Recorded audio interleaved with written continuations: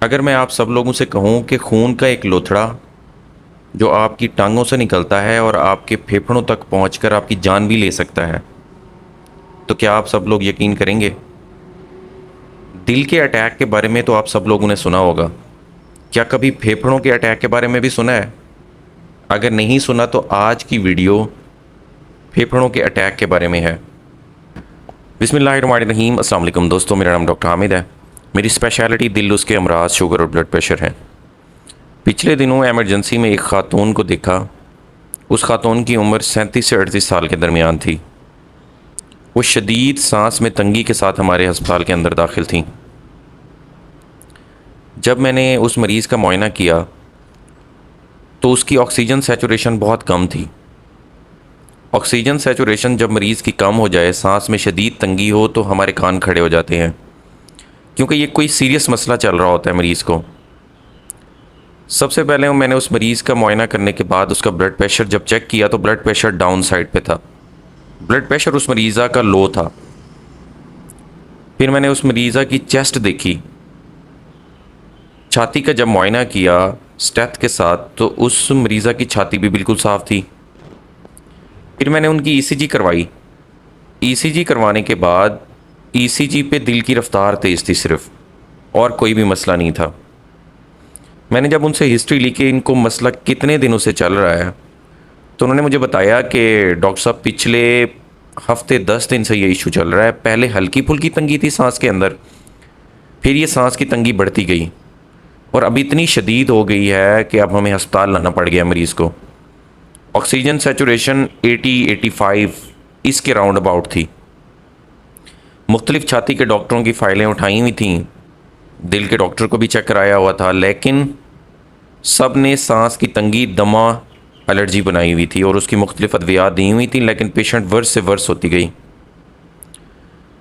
मैंने पेशेंट का मुआयना करने के बाद उसका डायग्नोसिस बनाया पल्मोनरी एम्बोलिज़म। पल्मोनरी एम्बोलिज़म आम ज़बान के अंदर फेफड़ों के अटैक को कहते हैं। ये टिपिकल अलामात थी पल्मोनरी एम्बोलिज़म की। अब आप सब लोग कहेंगे कि डॉक्टर साहब आपने कैसे पिक कर लिया पल्मोनरी एम्बोलिज़म को? इतने सारे डॉक्टर्स से ऑलरेडी एवेलुएट किया हुआ था उन्होंने, इतने सारे डॉक्टरों ने ऑलरेडी देखा हुआ था, तो आपको कैसे पता चल गया पल्मोनरी एम्बोलिज़म का?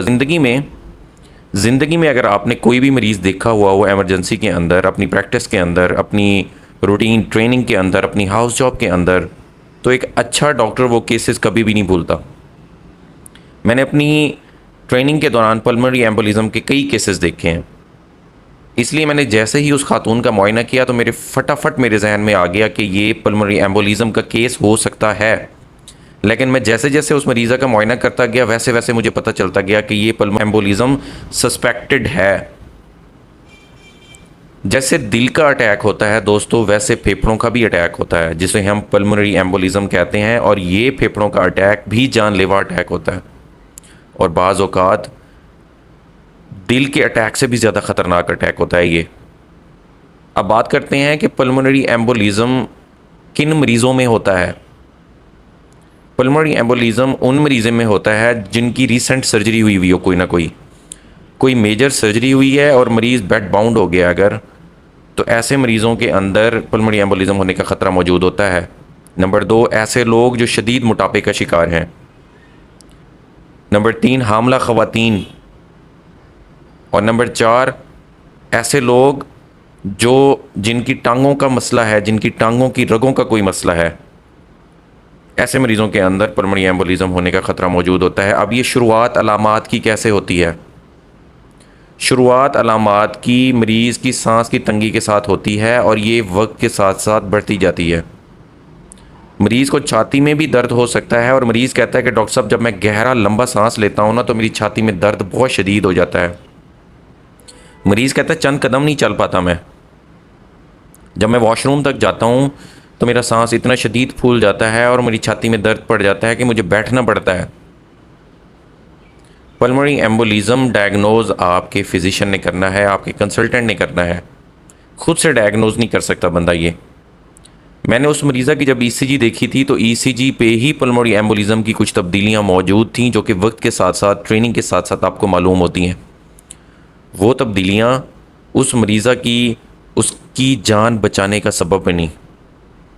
मैंने उस मरीज़ा को फ़ौरन ट्रीटमेंट दी बेसिक, उसके बाद मैंने उनका फॉर्म बनाया, उसके बाद मैंने उनको near by tertiary care centre के अंदर रेफ़र किया। जब वहाँ पे उसके टेस्ट हुए, अब टेस्टों के अंदर पल्मोनरी एम्बोलिज्म में क्या क्या टेस्ट सबसे ज़्यादा ज़रूरी होते हैं? सबसे पहले नंबर पे आते हैं डी डाइमर्स। ये बेसिक टेस्ट करने के बाद डी डाइमर्स से आपको ये अंदाज़ा हो जाता है कि ये जो केस है ये पल्मोनरी एम्बोलिज्म की तरफ जा रहा है या नहीं जा रहा। डी डाइमर्स कराने के बाद उस पेशेंट की सिटी पल्मोनरी एंजियोग्राफी होती है, जिसे हम सिटी पीए कहते हैं। सिटी पीए फेफड़ों की नालियों का सिटी स्कैन है, जिसके अंदर फेफड़े की किस नाली के अंदर कितना लोथड़ा आया हुआ है इसका पता चलता है। ये बिल्कुल दिल की एंजियोग्राफी की तरह होती है। जैसे दिल की एंजियोग्राफी में हम ये चेक करते हैं कि दिल की किस नाली के अंदर कहाँ कहाँ मसला आया हुआ है, तो सिटी पीए के अंदर भी हमें ये पता चलता है कि किस फेफड़े की नाली के अंदर तंगी मौजूद है। उस मरीज़ा को 4 से 5 दिन लगे, टेस्ट मुकम्मल हुए उसके अस्पताल के अंदर, तो उसको डायग्नोसिस कंफर्म हो गया कि ये पल्मोनरी एम्बोलिज्म है। मुतलक़त अद्वियात दी गई तो उसकी सांस की तंगी बिल्कुल ठीक हो गई। उसकी सांस की तंगी जैसे ही ठीक हुई, मरीज़ का सांस भी ठीक हो गया, मरीज़ की सैचुरेशन भी वापस आ गई, उसका ब्लड प्रेशर भी वापस आ गया और मरीज़ा बिल्कुल ठीक थी। कुछ दिनों पहले मेरे पास वो क्लिनिक पर इको करवाने के लिए आई।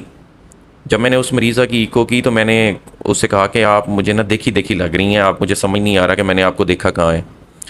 तो उसने मुझे बताया कि डॉक्टर साहब आपने हमें इमरजेंसी के अंदर देखा था और आपने हमें डायग्नोज किया था पल्मोनरी एम्बोलिज्म, और हम रेफ़र हुए। उसके बाद हम 5 से 7 दिन एडमिट रहे, उसके बाद हम बेहतर हुए जाके। तो आपका शुक्रिया भी अदा करने आए हैं, आपसे एको करवाने के लिए भी आए हैं।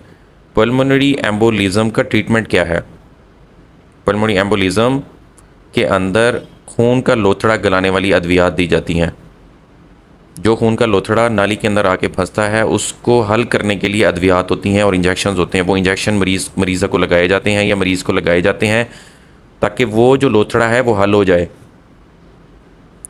और इसके अलावा ऐसे मरीज़ जो बेड बाउंड हैं या बेड रिडन हैं उनको एडवाइस की जाती है या उनको सर्जरी के फ़ौरन बाद एंटीकोएगुलेंट्स दिए जाते हैं।